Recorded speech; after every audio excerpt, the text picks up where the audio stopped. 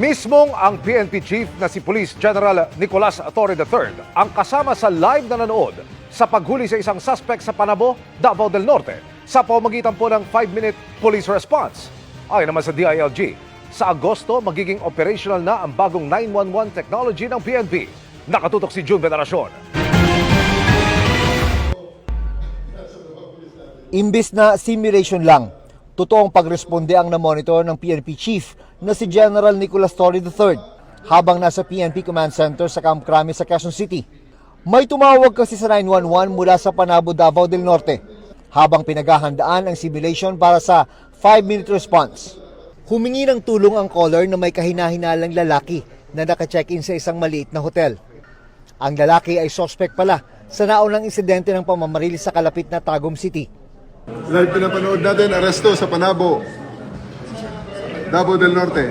Nakuha na ng tagpo ng body camera ng mga rumeresponding pulis. Baril, oh. Oops, shabu.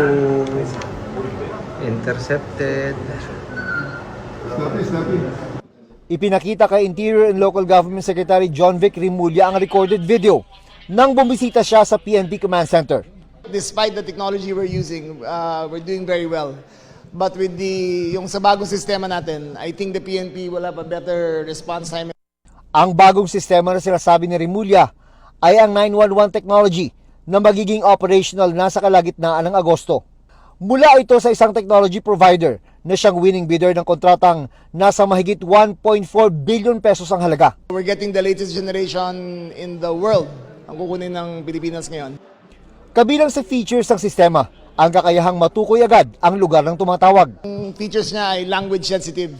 So kung tatawag ka galing Pampanga, Kapampangan na sasagot sa iyo. Mas madali ring mapananagot kung prank caller ito. Para sa GMA Integrated News, June Veneracion, Nakatutok, 24 Oras.